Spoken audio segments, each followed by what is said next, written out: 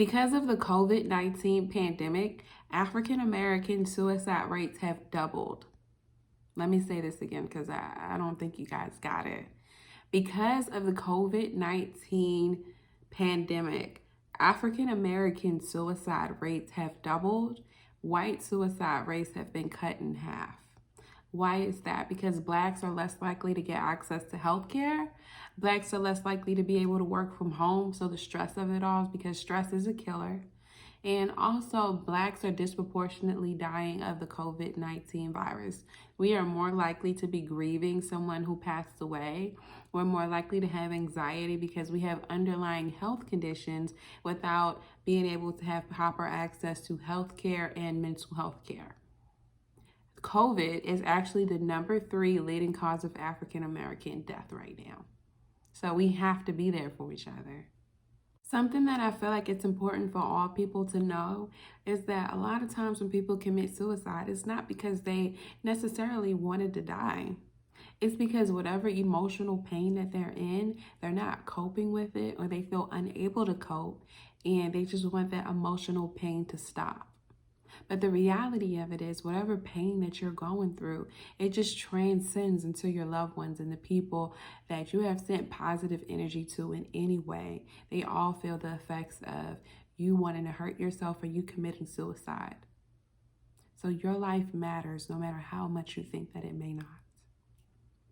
So let me let you in on a secret. So we're all made of energy. And so we also can make and create our own energy from our thoughts. Our thoughts are powerful. So we'll get more into that on, another day.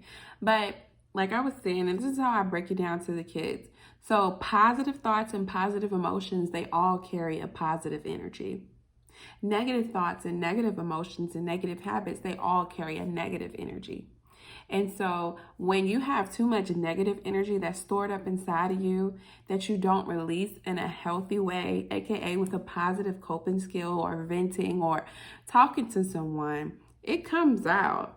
But it comes out in ways that you may not necessarily want it to. It can come out as suicidal thoughts. It can come out as homicidal thoughts. It can come out as wanting to self-harm. It can come out as wanting to harm others. It can come out and manifest in a plethora of negative ways. When you're going through the motions and you're not talking to somebody, you're releasing how you feel in a positive way. A name that I've called it is emotional constipation, because you have so many emotions that's wrapped up inside of you that you haven't released. So make sure that you release those emotions in a healthy way, because if you don't, that leads to emotional suffering. So think about this. Can I ask you a question?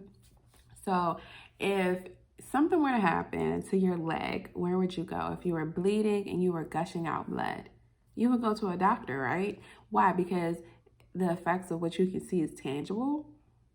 Okay, I understand. All right, so we go through a lot of intangible things too, or untangible, you know what I mean. But okay, so let's say that you're living your life just fine, but then something happens very traumatic that you go through that causes emotional pain. And for emotional pain, you have to see a therapist, or you have to use your coping skills so that your spirit can protect itself and it can form the habits that you need to protect yourself, or the coping skills that you need so that you can get back to a place of peace. So some habits that we can form when we are suffering emotionally is overeating, undereating, self-harm, which can manifest in many forms. People self-harm as far as cutting themselves, burning themselves, punching themselves. You can self-harm by just not doing the things that you know are best for you. If you have medication that you know that you're supposed to take and you're not taking it, or if you know that you need to change your lifestyle so that you can live a healthier life and you're not doing it, that's a form of self-harm. Anything that you do to take away from your highest self, that's a form of self-harm too, that as quiet as it's kept, that many people don't talk about. And then also doing drugs. Now, it's the difference between doing drugs is because you're partying, which there's a lot of cons to that too, but we'll talk about that more so in another video. But okay, so it's the difference between partying and using the drugs because you have an emotional dependence. If you have an emotional dependence on anything, it's not healthy. Even if it's caffeine, like if you need caffeine so that you can be happy today, okay, so that means that you've developed an emotional dependence. You're addicted to that caffeine. So you can be addicted to weed, not actually as far as probably physically, but emotionally. If you feel like you need weed or you need marijuana or you need to pop a bean or, something of that nature. I work with y'all. That's how I know what it is. Don't be trying to. But if you have to do that so that you can feel something, or if you can feel happy or just to make it throughout the day, you've developed an emotional dependence and it's not healthy. These are all things that manifest from you not addressing the root. So developing, those unhealthy negative coping skills all come from you not addressing what it is exactly that made you depressed, or what is it that made you want to commit suicide. So the first step would be identifying what it is that triggers you. So in other words, if some things could change in your life so that you could be happier, what would change? What point was it that I genuinely was happy, and how do I get back to that place? What is robbing me from my happiness? Is it a person? Is it an event that happened? Do I need to see a therapist? I recommend everybody having a therapist, even therapists. Therapists need a therapist. Everybody needs a therapist. And because you can't be objective to yourself. Like a lot of times we have a lot of unhealthy coping mechanisms and we have a lot of unhealthy ways of dealing with things, but we can't even spot it because we don't even know that that's something that we are even experiencing, because we don't even know what to look for. That's why it's so helpful to have a therapist, just so that you can heal from the things that you don't even know that you even been through, or you don't even know that it had an impact on you like that. So, and I said, when you're finding a therapist, sometimes it's like finding the perfect pair of shoes. You may have to switch therapists a couple of times until you find something that fits, but when it works, baby, it works. Okay, so those therapeutic interventions help. And then if you can't find a therapist in the meantime, between time, do therapeutic interventions on yourself. So journaling, coloring, drawing, taking pictures. I could go down the line of things that you can do to positively cope. But ultimately, in the end, you know yourself, you know your spirit, and you know what kind of like puts your spirit back into a place of peace when it's being pulled under. So make sure that you are not relying on anybody else for your happiness. Because if I'm relying on somebody else for my happiness, that's way too much power to give a person. And then what happens when that person is going through their own stuff and they can't be there for us? Does that mean that I'm going to hurt myself? Does that mean that I'm going to kill myself? Does that mean that I'm going to be depressed? No. I have to be able to build myself up to a certain point and then allow other people to help me. I can't depend on other people, because then I'm developing a codependence, which is a whole nother conversation for another day.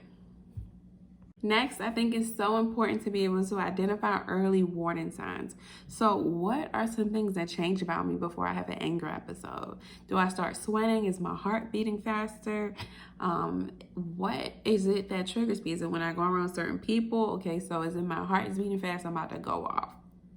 Okay, so just be able to know yourself. Like, what is it that are my early warning signs before I get upset? Do I turn red? Do I start crying? It changes for everybody.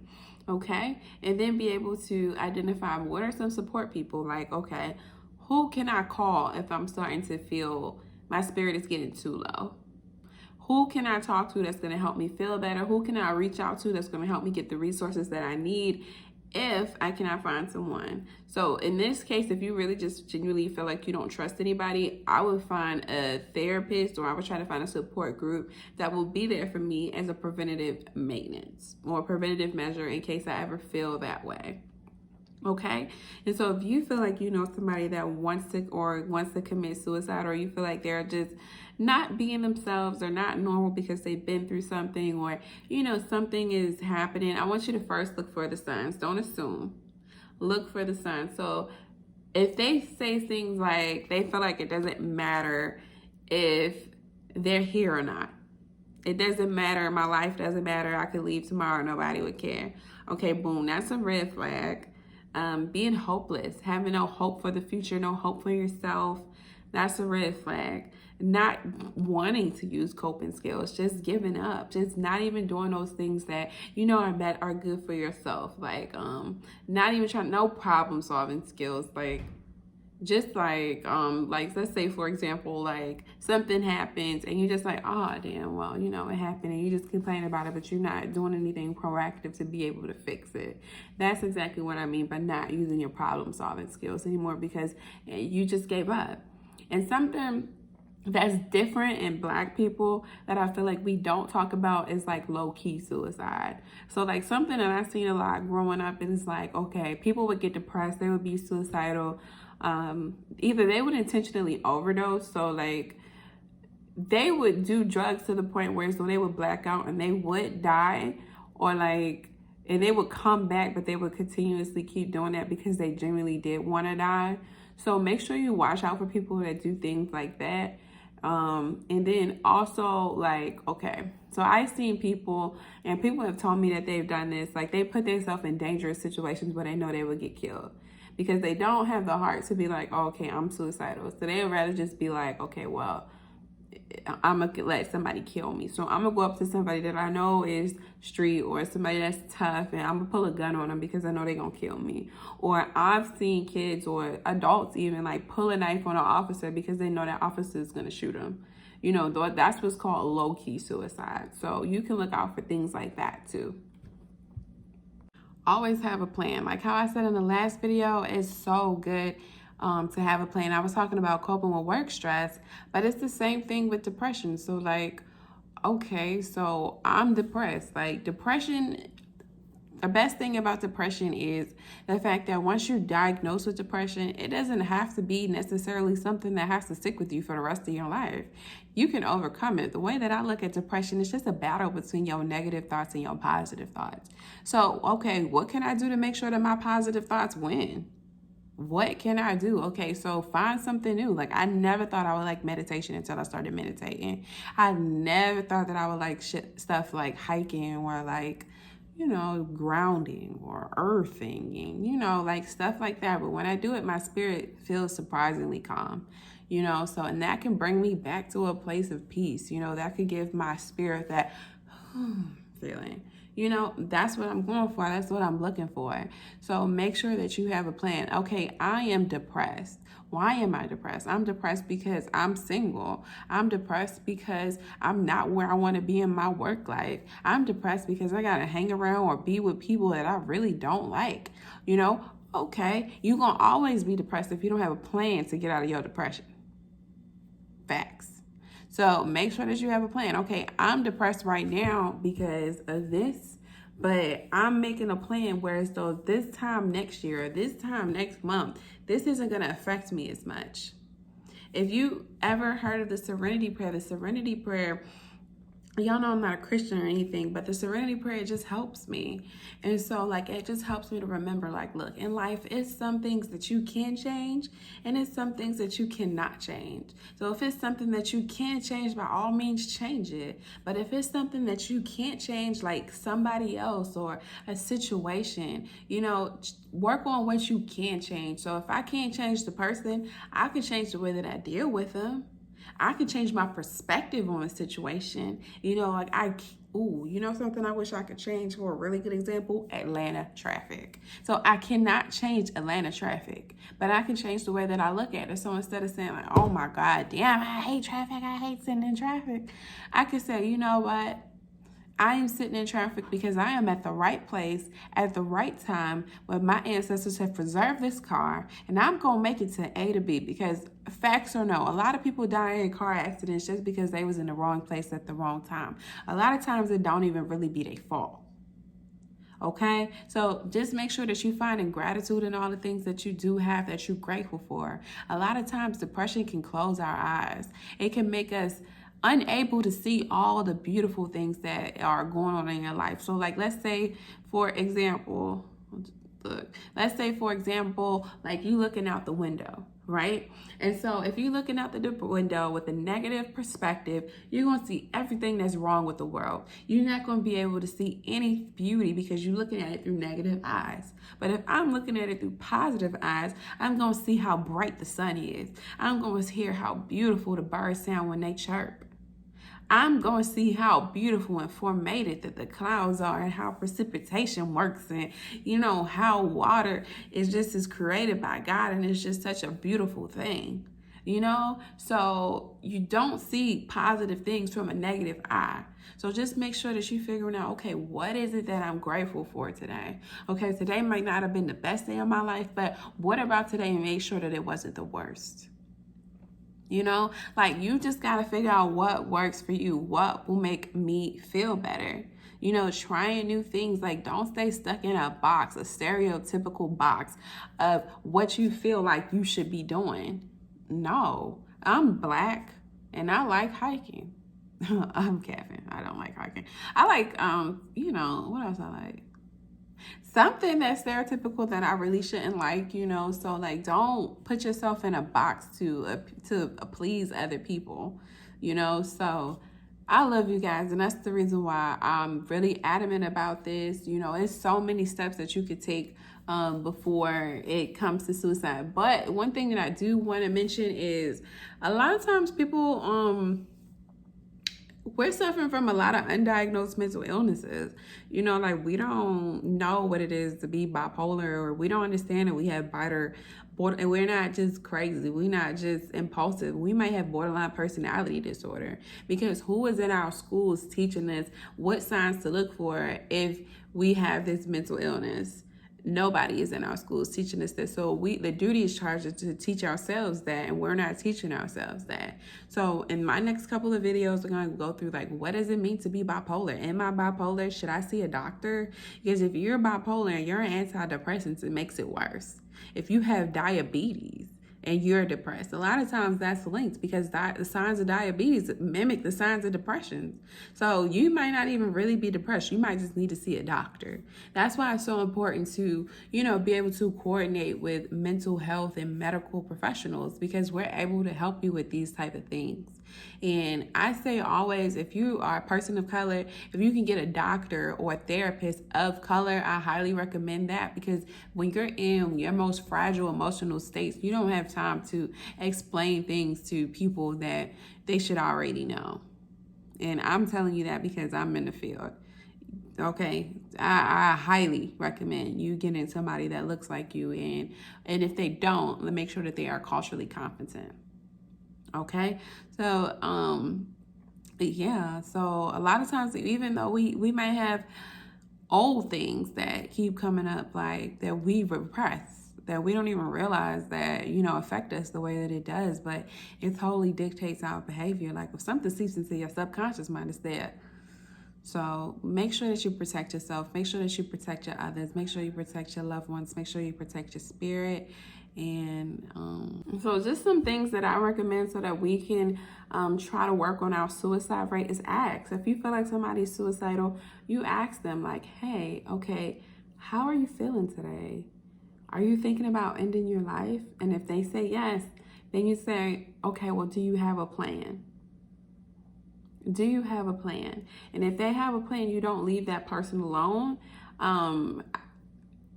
Now, calling 911 is a sticky situation, because do I need to explain why it's a sticky situation? We all know it's a sticky situation, especially for people of color. So one thing in Atlanta that we have is PAD Atlanta. So instead of calling 911, if you feel like it's a mental health emergency, you can call 311. And this is the number for PAD right here. I'm going to drop the number for the crisis line at the end, so maybe they can send a response team out to your house. And then that way you don't have police unnecessarily at your house, because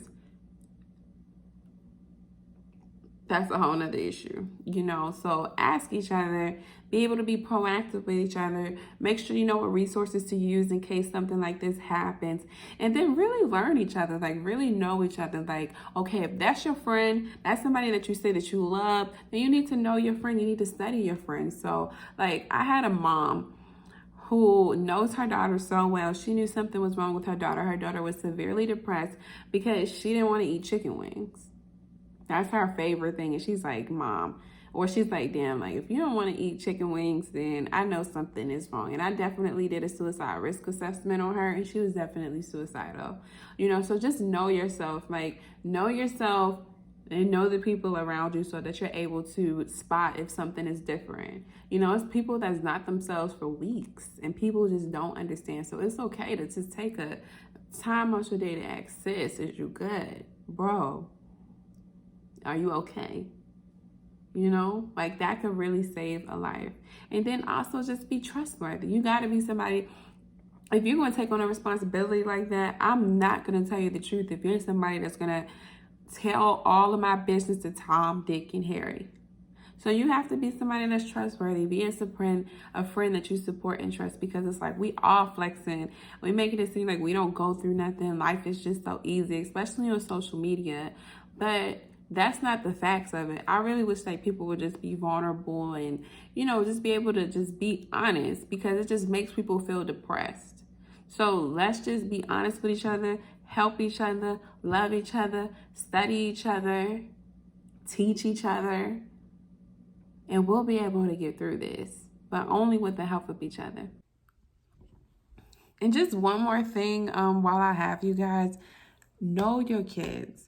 This pandemic is hard for everybody, but it's especially hard for teenagers and kids because they're so used to social interaction. And for small children, they have a really hard time expressing their emotions because they're still learning what emotion it is that they're even feeling. So make sure that you're there. Hey, how was your day? What did you do? Make sure that if you can, like, get them in some type of activity, maybe even through Zoom, where they can spend time with other kids their age, because it's beyond depressing for them. And our child suicide rate is something that is growing and growing and growing at alarming rates. And so we have to be there for our children. We are their mothers. We are their fathers. We are their role models and support system. So we have to make sure that we support our children. Thank you for watching.